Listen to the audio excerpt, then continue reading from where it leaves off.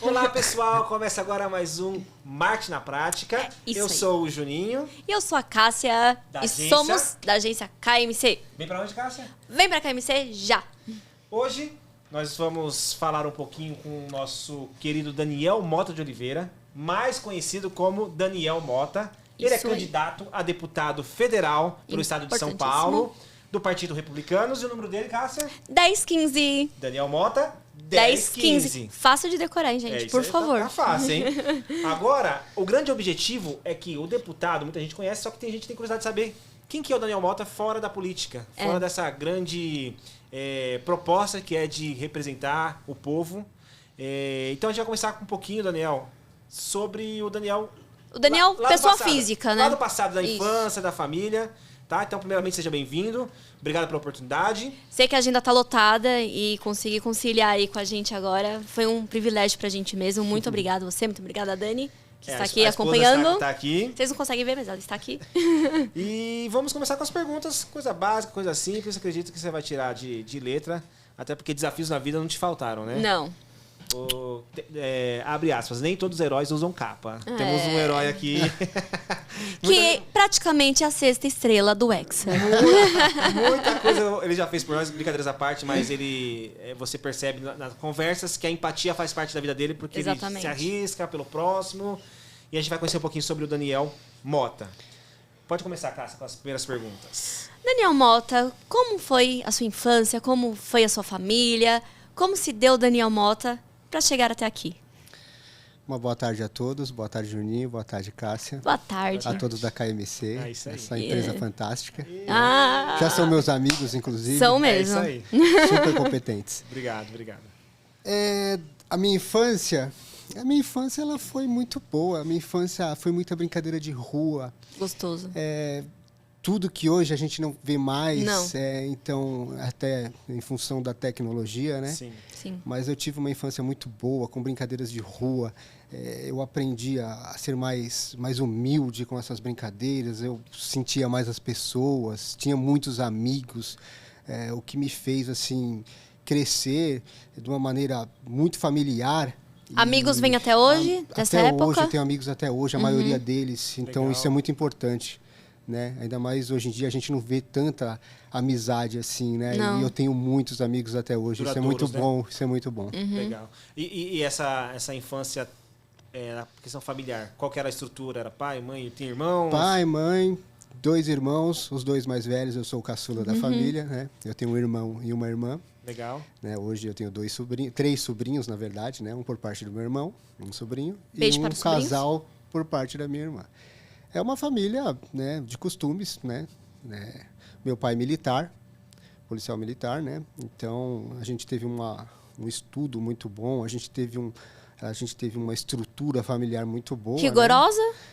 Não, era Não. bem flexível, né? A gente vê às vezes que a parte quando o pai ou, né, a família militar é muito rígida. No meu caso foi super tranquilo, né? Sempre tive apoio da família desde criança, um ótimo estudo, um ótimo apoio dos pais, então só tenho a agradecer. E aqui em São Paulo? Aqui em São Paulo. Na capital Na mesmo? capital de São Paulo. Bacana. Na zona norte de São Paulo. Legal. E permanece... Até hoje lá, inclusive... E a sua família estrutural é estruturada hoje, você é casado, como que é a sua família hoje? Hoje, com a minha esposa, né, a Daniele. Grande Dani. Uma mulher maravilhosa. Que Olha, sem ela eu não chegaria até aqui, com toda certeza. Parabéns, né? Eu só tenho a agradecê-la, né? E a Deus por ter colocado ela na minha vida. É isso aí. Tenho 2 filhas lindas, né? A Sabrina e a Samantha.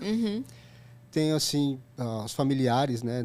Alguns gatos. Eu ia falar, os gatinhos. Né? Os bichinhos Tem a gente que ser tem mencionados. que ter. Faz parte da vida, é verdade. Abre aspas porque ele recupera gatos às vezes e depois não recupera tanto que faz parte da família. É que de vez em quando a gente tromba com isso na rua e não tem jeito, né? O coração fala mais alto. E a Dani não fala não. A Dani não fala não, né? Aliás, ela que quer que leva pra casa. Maravilhosa. Entendi. A gente queria saber, já que o Daniel veio estruturado dessa família, que deu essa base, essa condição de estudo e tudo mais, a pergunta que não quer calar, o porquê de ingressar nessa loucura que é a política? Tem algum político na família? Não, nenhum. Experiências políticas anteriores? Nenhum. E por que essa afinidade? Brincadeiras à parte, essa afinidade por querer... Porque a gente sabe que o político que é sério tem uma missão árdua, uma missão nobre, e não é a maioria, mas aquele que leva a sério, que a gente acredita, pelo que a gente já bateu no papo, porque esse é o seu objetivo. Não é pelo ego, né? É pelo... Esse é o seu objetivo, É sério. por representar mas mesmo. o que te despertou, então, já que você já tem uma profissão... Você é estruturado. pode falar? Pode, lógico. Ele trabalha no Detran, correto? Trabalho no Detran de São Paulo. Já teve uma carreira na Polícia Militar também. Passei na Polícia Militar, depois eu saí. Então, tem uma vida consolidada, a família estruturada, pelo que a gente... o pouco que a gente pôde bater um papo. E entrar e fazer essa guinada. Tipo assim, a vida tranquila, vou pra política. Por quê? Quando despertou Que dá isso? esse balanço, né? Com certeza. Até eu fiquei surpreso, porque desde que eu comecei o meu relacionamento com a minha esposa, né, há muitos anos atrás, ela já tinha deixado bem claro, porque ela sabe, né, que eu sou uma pessoa meio quieta. Ela fala assim, olha, o dia que você optar pela política, eu peço divórcio. Então foi uma preparação muito, né? Então, mas Ela tá aqui assim, gente. Essa vontade sua já era antes? Então, não. Aí o que aconteceu? Eu por ter uma proximidade muito grande com segurança pública, legal, com o próprio Detran, e eu estava vendo muitas coisas erradas acontecer. E como eu vim de uma estrutura familiar meio que militar, eu cresci em quartéis da PM, né? E tive e tenho a oportunidade até hoje de colaborar com eles, com essas instituições, inclusive fazendo intercâmbio com policiamento especializado, uma série de... Foi te dando essa estrutura. Foi me dando essa estrutura. Eu ganhei diversos irmãos dessas unidades, eu só tenho a agradecer, desde BOPS, inclusive Batalhão de Choque, já fui homenageado por eles, então a gente... criou meio que uma família nesse meio. Legal. E trabalhando no Detran, como tem uma proximidade muito grande também com a segurança pública, embora o pessoal não ache, a gente começou a ver muita coisa errada. Sim. E começamos a ver muita coisa errada e a gente tentava corrigir da maneira correta, administrativa, vamos dizer assim. E a gente via colegas passando por situações difíceis, cidadão, prestadores de serviço. Sim. E a gente não tinha como corrigir isso. O que a gente decidiu fazer inicialmente, anos atrás? A gente criou uma associação. Essa associação depois foi ajudando alguns funcionários. Ela se tornou um sindicato. Legal. A gente conseguiu um sindicato completamente correto, diferente de muitos outros por aí. A gente não cobrou, conseguimos fazer de uma maneira que a gente não cobramos R$1 de nenhum funcionário do Detran. Sim. A gente conseguiu esse sindicato, foi mantido por mim, pela minha esposa e a equipe toda, né? E conseguimos pleitear algumas coisas. E a gente viu que ficava só no papel, a gente não conseguia desenvolver mais. A gente ia atrás de políticos e falava a situação, falava, olha, o cidadão está passando por isso. Olha, esse prestador de serviço está passando por isso. Olha, esse funcionário, acabou com a vida do funcionário por causa de um detalhe de sistema. Retorno. Não tinha retorno. Eu já ouvi uma frase que fala assim, se você não encontra aquilo que você procura, você é o criador dela. Exatamente. Aí eu resolvi, dentro da minha cabeça, fazer assim, putz, eu vou... Rocha Cássia. Boa essa daí. Aí eu decidi, falei, putz, mas agora eu vou ter que passar pela muralha da minha esposa, né? Sim. Primeiro eu fiquei trabalhando a ideia um pouquinho comigo, falei, putz, vamos tentar, né? Se der certo, eu vou poder ajudar bem mais pessoas do que eu ajudo hoje, né? Ou seja, a situação de não resolver as coisas que te fez, falou, putz, eu tenho que partir pro lado de lá, porque já que eu peço ajuda pro lado de lá, ninguém me ajuda, eu vou ser o lado de lá. Exatamente. Aí eu resolvi, faltando 3 dias para se encerrar as inscrições, eu corri no Republicanos, que foi indicação, inclusive, do presidente nacional do partido, que é o pastor Marcos Pereira, que é deputado federal em Brasília. Certo. Um amigo ligou para ele falou, não, corre lá, não sei o quê. Foi tudo Deus que colocou a mão, porque faltava pouco tempo, eu achei que eu não iria conseguir. A própria secretária não me conhecia, não sabia que era indicação também, né? Ela falou assim, não dá mais tempo, não dá para vir. Eu falei, não, mas eu preciso, não sei o quê. Alguma coisa no meu coração dizia, não, eu vou ter que insistir. Entendi. E aí a gente insistiu, a gente foi lá, falou com o Sérgio Fontelas, que é o presidente estadual do Republicanos, uma pessoa maravilhosa. E aí ele falou assim, não, tá aqui, ó, você pode até escolher seu número. E aí tinha um número muito legal, que era do 10-15, né? Que legal. Que eu faço aniversário no mês 10, né? No dia 15, invertido. Que legal, meu. E aí esse detalhe eu não sabia. E aí eu fiquei estudando aquele monte de número e esse me chamou a atenção. E ele deu essa oportunidade, inclusive, de escolher... E as eleições são em outubro? Sim. No mês 10. Sim. E aí eu fiquei super feliz. A gente pegou esse número aí E como foi alguma coisa assim, da graça de Deus, de ter me ajudado a chegar até aqui, eu acho que vai dar tudo certo. E vocês encontraram a KMC? Não, então, KMC, eu ia até falar, exatamente. a KMC foi muito diferente também da forma que a gente teve alguns políticos que chegou pra gente, há 4 meses antes das eleições, Fizemos ainda pré-campanha. Pra conversar, pra entender. E com vocês, pode ser rápido, pode ser hoje, pode. E, tipo, foi no mesmo dia que ligou e foi, e aconteceu, e é isso que a gente quer. E estamos numa parceria muito bacana, tá acontecendo as coisas. É que assim, não é propaganda, gente, quem estiver ouvindo, pelo amor de Deus, longe de mim, mas porque eu sou um cara sincero. Se eu tivesse que falar, eu ia só segurar, não ia meter o pau, mas também ia ficar quieto. Mas a gente, assim, que está nessa situação de cliente, com a KMC, eles são super família, eles te colocam num ambiente super agradável, não tem horário. Não. Vocês pensar que tem horário, não tem. Eu mando mensagem para esses caras aqui, domingo, 9 horas da noite, a Cássia responde, o Juninho responde, o próprio responsável, que é o Kleber, uma pessoa fantástica, também me responde toda hora. Então, assim, não é propaganda, eu estou sendo sincero e falando realmente como Mas o diferencial da KMC é esse mesmo, né? O atendimento diferenciado, o resultado. Isso. É isso aí. Obrigada. E por falar em resultado, antes, é que eu falei e deixei no ar, né? Quando eu falei de herói, é porque esse cara já apareceu nas redes televisivas porque lutou com bandido, porque salvou gatinho. Porque levou tiro. Porque levou tiro, se pôs na frente do cidadão pra apartar briga. Bem, ou seja, fica aqui a gratidão, que mesmo antes de conhecer, você já fazia benefícios pela sociedade. E eu espero que você estenda isso aí quando você... Pro povo, né? Pro povo como um todo. A população Porque precisa você disso. Fazia no micro, né, para algumas pessoas, e que você possa fazer no macro pro nosso estado também. Eu procuro sempre levar no coração tudo que eu ensinei, inclusive nos quartéis da PM. Né? Legal. Nos batalhões de operações especiais tem uma cultura muito forte que é para salvar a pessoa. Muitas pessoas pensam que é só para tirar a vida, tal, numa operação policial, muito pelo contrário. Aqueles batalhões de operações especiais, O objetivo é salvar. tanto o GAT como o COI de São Paulo, como o BOP da Polícia Militar, por exemplo, do Distrito Federal, que eu aprendi muito, são pessoas assim fantásticas. Tudo que eles me ensinaram, eu uso até hoje. Então, posso ter tomado tiro, posso ter pulado dentro, fora as ocorrências que não foram divulgadas pela imprensa, que eu já estive até com a minha esposa e ela já me ajudou em algumas, inclusive.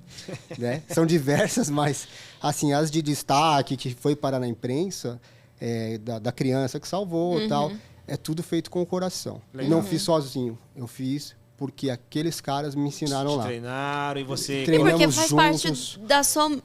você é humanizado, né? Então isso faz parte de você. A gente às vezes estando na rua lidar com a situação. Eu, por exemplo, aquele dia do tiro, que eu tomei o tiro no peito, que eu tava com o colete, eu jamais imaginar que eu tirando o lixo para fora, eu ia encontrar uma situação meio que de refém. Sim.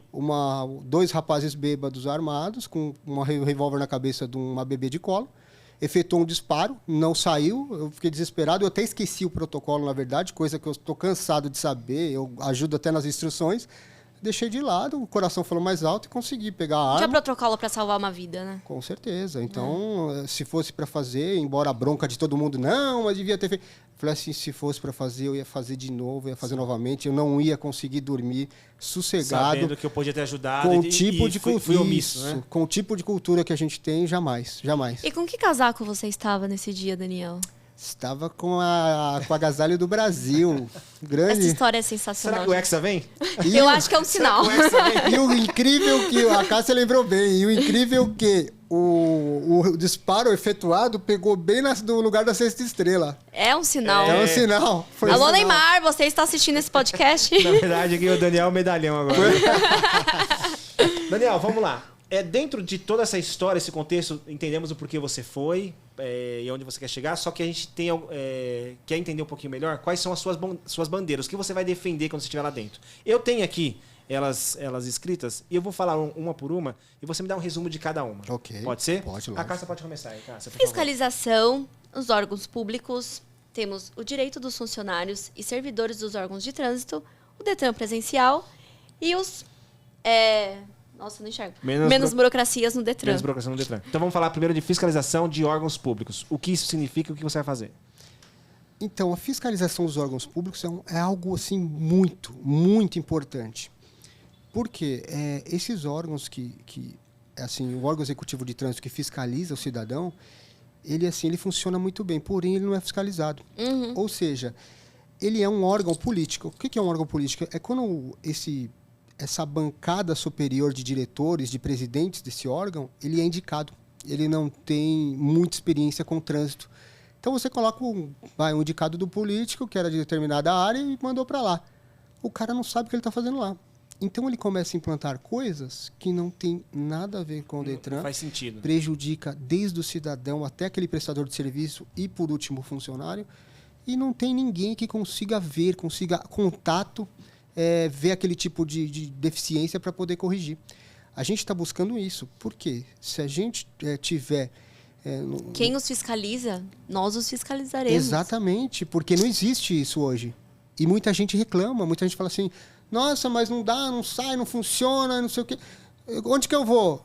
Não tem lugar mais para ir. Acabou. Porque fechou o Detran, fechou os órgãos e agora é só pela internet. Não tem onde a pessoa mais reclamar. E como que ela vai saber o que ela precisa reclamar, na verdade, Exatamente. sendo que não tem uma continuação do atendimento, né? Exatamente. Então, a gente quer entrar com alguns projetos nesse sentido, de a gente, pelo menos, ficar em cima disso e nessas indicações, nesses procedimentos criados, ter alguém para olhar, para ver se assim, olha, vamos consultar os funcionários, vamos consultar o cidadão, vamos consultar os prestadores para que isso fique realmente funcional e todo mundo saia ganhando.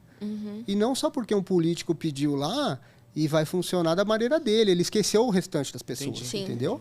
E hoje em dia é difícil você encontrar representantes, né, na Câmara Federal que façam isso para... Eu não conheço nenhum. Também não conheço nenhum. É difícil, mas talvez seja Não é que não bem exista, difícil, né? é bem difícil. E você seja essa pessoa. Bem difícil.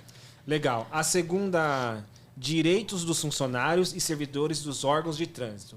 O que seria isso? Isso é outro fator também importantíssimo. Que linka com a primeira? Que linka com a primeira. Porque os funcionários do Detran, embora todo mundo pense que o funcionário do Detran é o cara que multa, é o cara que não sei o que, é o cara que tira a multa. É pescar marronzinho, mas não é. O funcionário do Detran ele não realiza esse tipo de atividade. Ele faz fiscalização, mas é diferente. É em desmanche, é outros tipos de fiscalizações. É o bafômetro, o temido bafômetro de rua, né, detilômetro. Inclusive, a minha esposa já prendeu um monte de gente desse jeito, mas tudo bem. Vamos lá. Porque ela não é obrigada. É verdade. O que ocorre? O funcionário do Detran, ele é uma pessoa bem, vamos dizer assim, ela é bem excluída assim, do conceito, vamos dizer assim, da pessoa falar assim, é funcionário do Detran, chato. Já faz aquela cara, ou de multa, ou te relaciona com alguma coisa desse tipo. Não. O cara que está lá, ele resolve seus problemas. Você vê tanto, e estou falando em órgãos de trânsito, estou falando até na esfera também municipal. A gente tem muita amizade com o pessoal do DSV-CT, que é uma equipe que faz quase o mesmo serviço que a gente na fiscalização. Eles têm também os oficiais administrativos, assim como os nossos. Então, neste meio em geral, dessas duas esferas, vamos dizer assim, o funcionário ele sofre muito sem quase nenhum retorno do Estado. Ele se expõe, ele às vezes ele é criticado, aliás, na maioria do tempo ele é criticado. Ele passa por situações assim de... Eu mesmo cheguei até a comprar papel para trabalhar, para o cidadão não ficar na mão, para o cidadão poder pegar seu veículo, para o cidadão poder ter resolvido seu problema.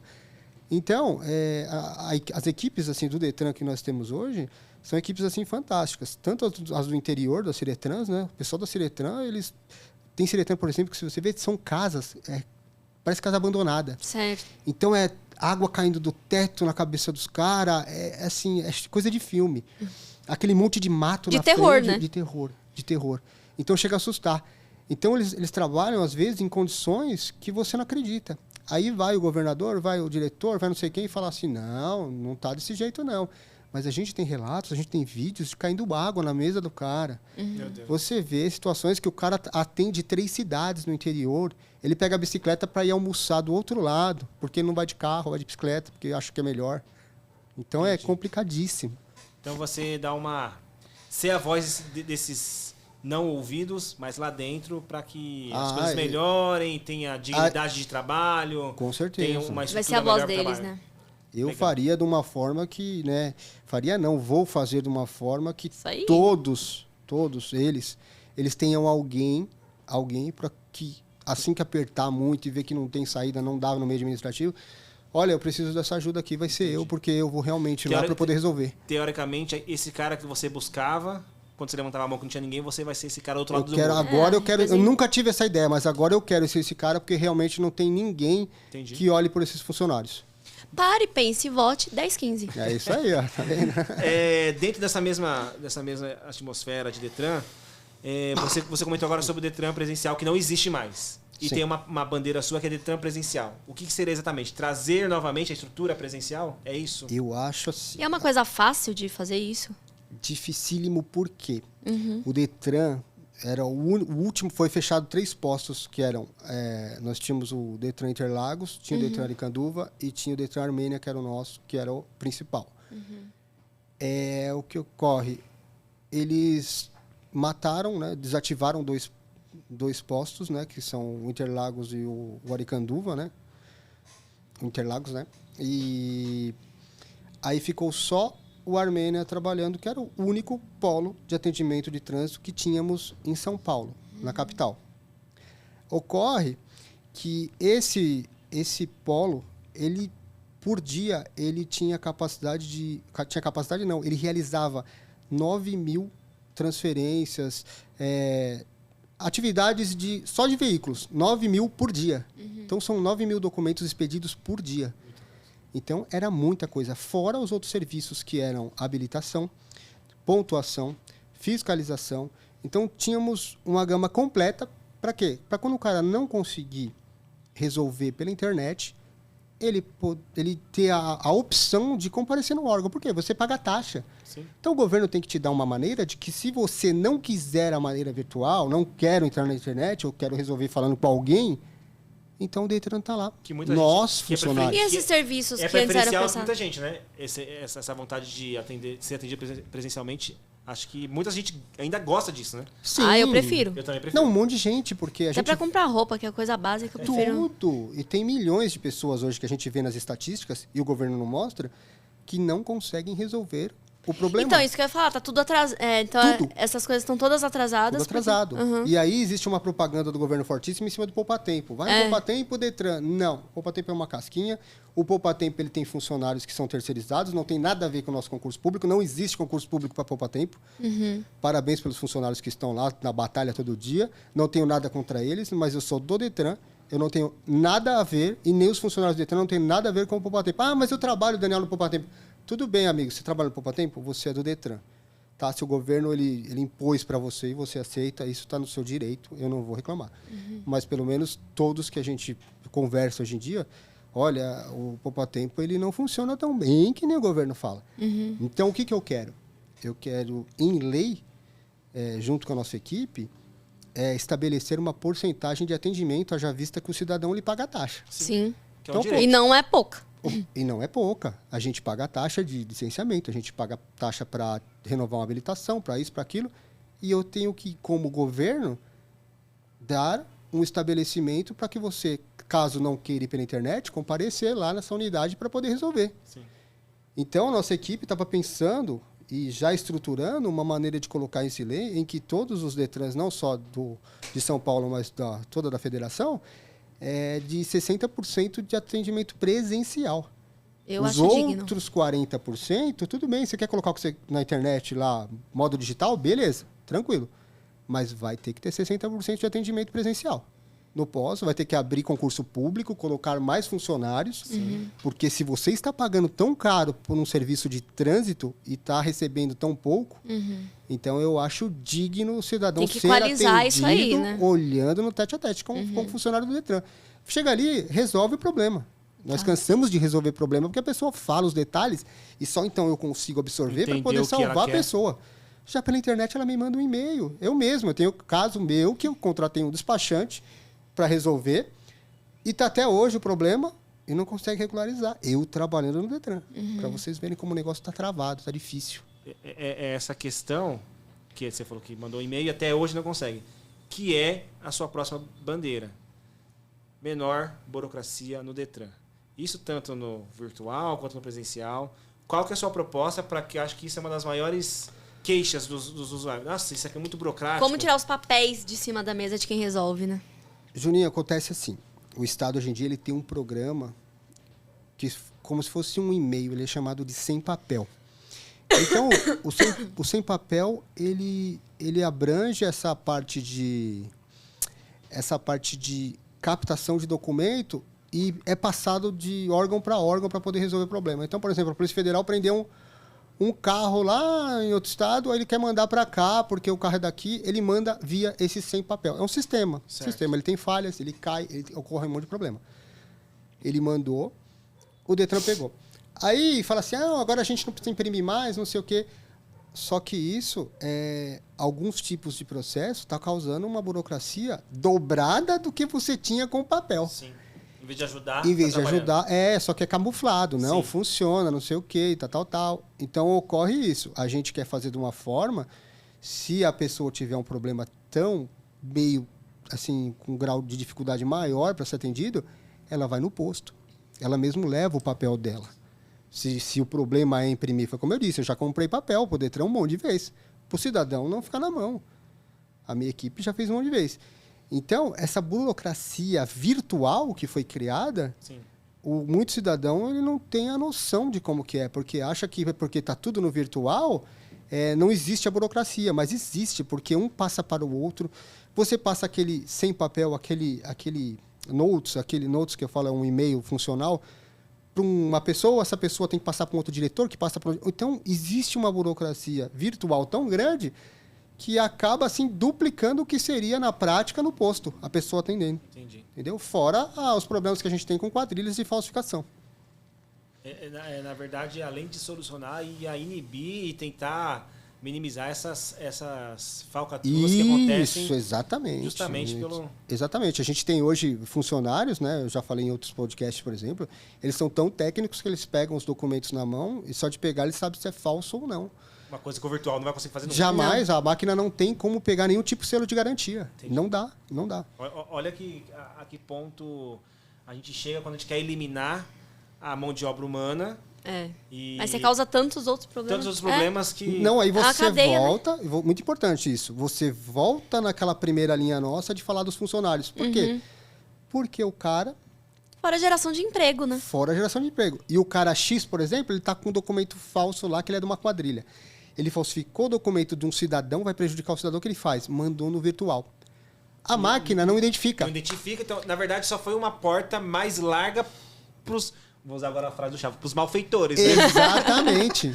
Exatamente. Aí ele manda. O que acontece? Aquele funcionário que finaliza o processo, depois é detectado a gambiarra. O que acontece?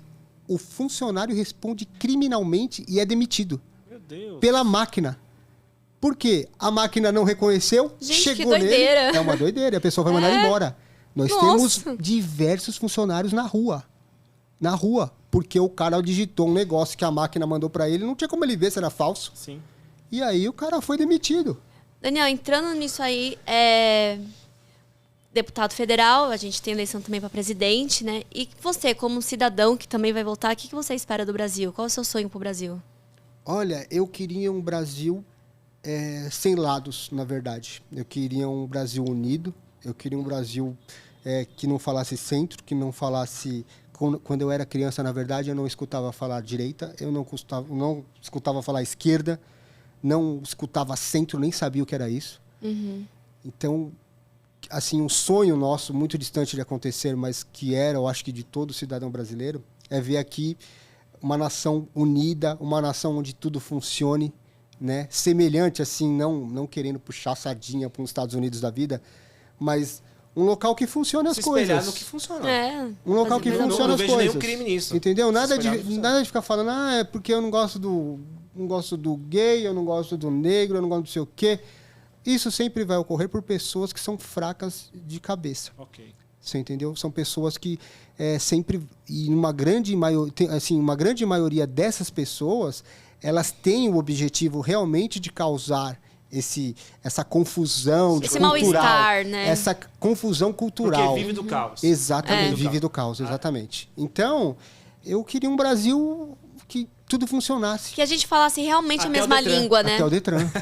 Que a gente falasse a mesma língua, não no português, mas que todos tivessem o mesmo... Exato, que todo mundo tenha o mesmo objetivo. Isso. Que você está andando na rua, aí você vê um cidadão passando, um negócio caído no chão, ele pegar e jogar no lixo, você entendeu? E não chutar aquela lata para frente. Entendi. Você entendeu? As pessoas com mais educação. Já porque ele faz errado, eu também faço. Exatamente. Porque a gente tem os mesmos direitos, mas de fazer as coisas boas. Não o direito de porque o outro rouba, eu roubo também. Um negócio, assim, super importante que eu também, agora que eu tô com visão para isso, é cultural. Eu nunca tinha ido num teatro. E aí, conheci um amigo meu que ele fazia aquela Paixão de Cristo em Piracicaba. O nome dele é Carlos ABC. Nossa, é um artista brilhante. Um baita de um ator. Um ator, nossa. Aí eu fui assistir. Nossa, é fantástico. Parece que você tá lá. Então aquilo me criou Me fez lembrar, teve um cara. Eu vi na internet, teve um cara que achou tanto que os caras estavam crucificando Jesus, que era um motoqueiro, ele deu umas. um capacete na cabeça. Numa ópera, né? Dos romanos.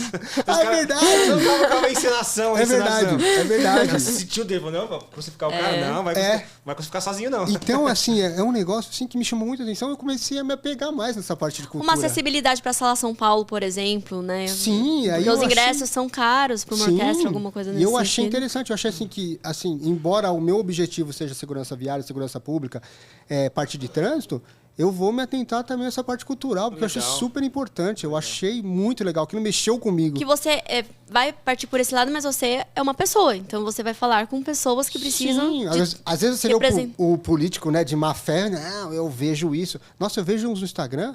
Cara, outro dia o cara tava com uma nave espacial atrás falando que só faltava ele falar que os marcianos ele ia defender a causa. Então, eu procuro assim, eu sou focado nisso, mas eu pretendo, no máximo, assim, me dedicar um pouquinho também à parte cultural, parte animal, você entendeu? Eu acho um negócio muito importante. Sim. E o meio ambiente está ligado a tudo isso também, né? Sim, é muito importante. O convívio da sociedade. Eu sempre bato aqui, gente. O convívio da sociedade requer tudo isso que você já vai levantar como bandeira, como as outras coisas também. Se você tiver voz, se você tá lá mais perto, por que não? Exatamente, com certeza. Daniel, a vida gosta de quem tem coragem. Você é uma pessoa que tem muita coragem. Obrigado por isso, né? Muito. Vai ser bom saber que estaremos sendo bem representados na Câmara Federal. Obrigado. As eleições são dia 2 de outubro. A partir do dia 3, façamos votos que estejamos comemorando, né? Tudo isso aqui que a gente está vivendo nesses meses de campanha. E como cidadão, eu te peço, quando você chega lá, coloque em prática. Isso. Vai ser bom para todos nós. Se você quiser deixar um recado. A gente vai fazendo um podcast, se der tudo certo, eu falando sentado agora já na cadeira lá. Agora o nosso candidato eleito. Já tô prometendo, já pode ficar tranquilo que vocês vão me ver por aqui. Com certeza. E na TV também de novo. É isso aí. Daniel, muito obrigado. Um prazer falar com você. Prazer foi todo Espero meu. que as pessoas que não conheciam tão bem agora ficou esclarecido qual que são as propostas. Site, redes sociais do Daniel vai aparecer aqui. Isso aí. Quem quiser mais informações, sigam no Instagram, nas redes sociais, como um todo. Visitem o site, porque lá tem o passo a passo do nosso candidato, tem o que ele pensa, o que ele está fazendo. O dia a dia. E é isso aí. Acompanhe ele lá, que é muito obrigado. Obrigado pela Juninho. presença. Boa tarde, Obrigada. Agradeço a atenção de vocês. Vocês são demais, tá bom? Cássia, muito obrigado. Nós que agradecemos sempre. Tá bom. Sempre que a gente está lá pedindo alguma coisa, vocês são sempre muito solícitos, então a gente fica muito feliz. E o homem anda de moto, viu? Porque ele fala assim, peraí, quando ele da moto... Assim mesmo, eu fico na moto a maioria do tempo, é verdade. Pessoal, acaba aqui mais um podcast, o nosso Marketing na Prática. O próximo, fiquem ligados que em breve terá novidades, né? Isso aí. Sempre temos, né? Tchau, pessoal. Vem pra KMC. Até a próxima. Tchau, pessoal.